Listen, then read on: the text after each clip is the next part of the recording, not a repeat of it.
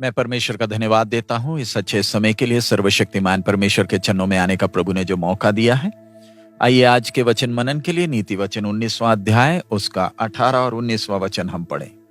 जब तक आशा है तो अपने पुत्र की ताड़ न कर, जानबूझकर उसको मार ना डाल।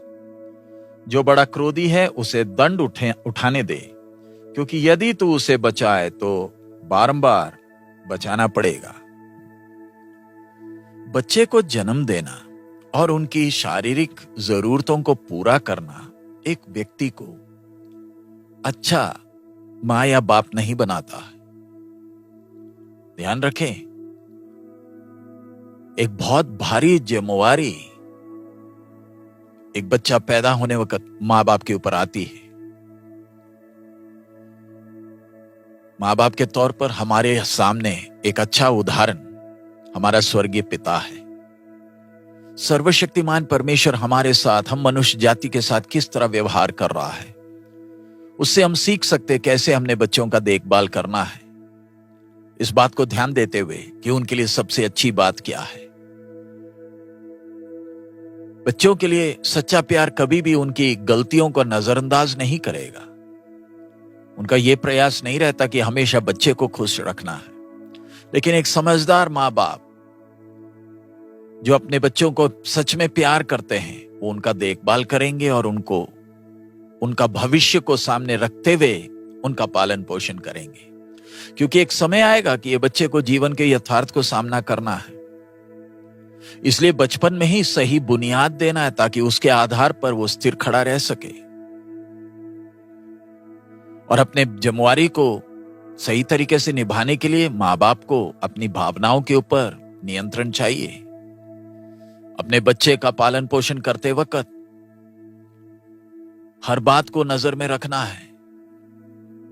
एक संतुलित व्यवहार बच्चे के साथ करना है। कहीं ऐसा ना हो कि कई बार ज्यादा प्यार कर जाए और कई बार सिर्फ डांट ही मारे। संतुलन चाहिए। हमारे स्वर्गीय पिता को देखे कैसे वो मानव जाति के साथ व्यवहार करते हैं, कितने सब्र के साथ। परमेश्वर जो प्यार का सागर है, उसी समय भस्म करने वाली आग भी है। स्वर्गीय पिता अपने बच्चों का देखभाल करता है। जो बातें उन्होंने मांगी तक नहीं, उनको भी समय पर इंतजाम करता है। लेकिन परमेश्वर का प्यार कभी भी उनके पाप को नजरअंदाज नहीं करता, क्योंकि परमेश्वर को मालूम है ये पाप उन्हें अनंत काल के नरक में पहुंचाएगा। इसलिए परमेश्वर मानव जाति के साथ अलग अलग तौर तरीके से व्यवहार करता है। मनुष्य के इतिहास को देखें तो नूह के समय में जल प्रलय आया। बाबुल में जब गुम्मट बना रहे थे, परमेश्वर ने भाषा की गड़बड़ी डाली। ऐसे कितनी घटनाएं हैं। परमेश्वर कभी भी जबरदस्ती सजा नहीं देता है। जब मनुष्य सुधरने का संकेत दिखाता है तब सजा मिलती है।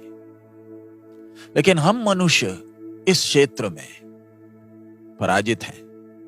हम कई बार अपने बच्चों को इतना प्यार से भर देते हैं, उनकी सारी मांगे पूरी करते हैं, उनकी छोटी छोटी गलतियों को नजरअंदाज करते हैं, यही सोचकर कि जब बड़े होंगे तब ठीक हो जाएंगे।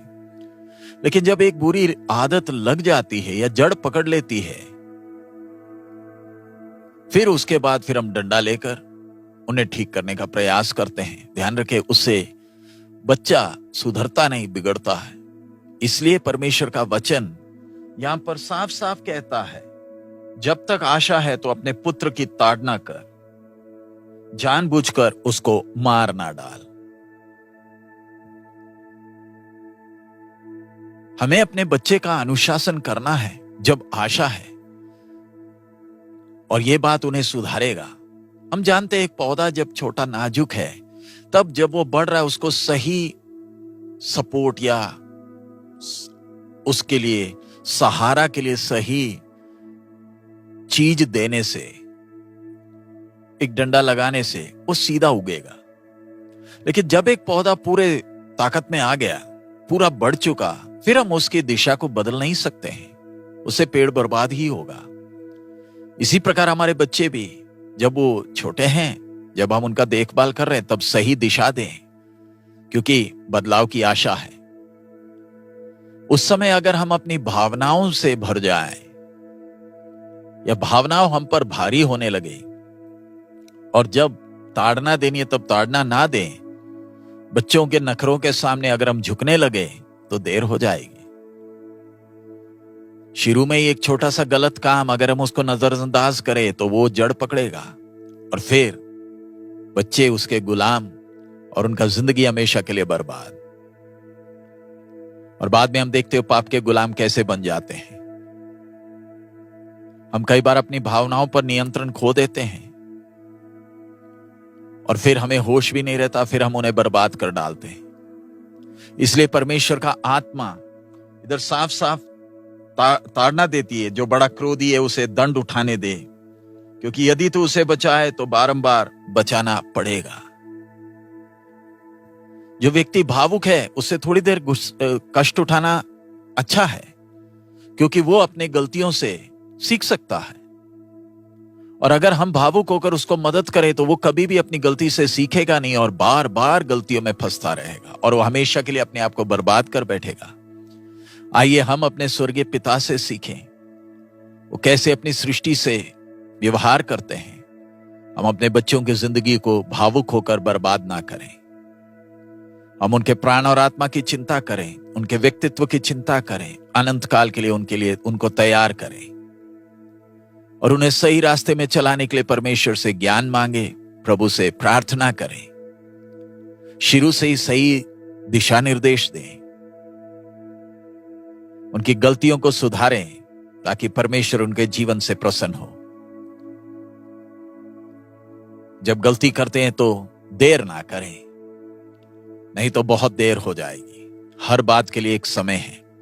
परमेश्वर हम सबको ज्ञान और समझ दे ताकि प्रभु ने जब हमें इतनी बड़ी जिम्मेवारी सौंपी है, हम उनका देखभाल परमेश्वर के भय में, परमेश्वर के प्रेम में धीरज से करें, ताकि वो देश के लिए, कलीसिया के लिए, प्रभु के नाम के लिए महिमा का कारण बन सके। आइए हम प्रार्थना करें। हमारे अनुग्रहकारी दयालु पिता, हम आपका धन्यवाद देते हैं इस समय के लिए, आपके वचन के लिए। आप हम एक एक से बात कर रहे प्रभु, दिए हुए इस बड़े जिम्मेवारी के लिए धन्यवाद। पिताजी, जब इस समय में नौजवान पीढ़ी अपने आप को बर्बाद करने में तुली है, हम माँ बाप को वो ज्ञान और समझ दे ताकि हम अपने कर्तव्यों की गंभीरता को समझकर आपने हमारे हाथों में सौंपे हुए आत्माओं का देखभाल करें, उनके सामने नमूना दे, उनके लिए आंसू बहाएं, उनको सुधारें, उनके व्यक्तित्व को बनाएं, ताकि हमारे जाने के बाद भी वो देश के लिए आशीष का कारण हो, तसल्ली का कारण हो, आपके नाम के महिमा का कारण हो। हमें ज्ञान और समझ दे। सब महिमा आप ही को देते हैं, यीशु मसीह के मधुर नाम से मांगते हैं, आमीन। प्रभु हम सबको बहुतायत में आशीष दे। हमारा प्रभु अति शीघ्र आ रहा है। मारानाथा।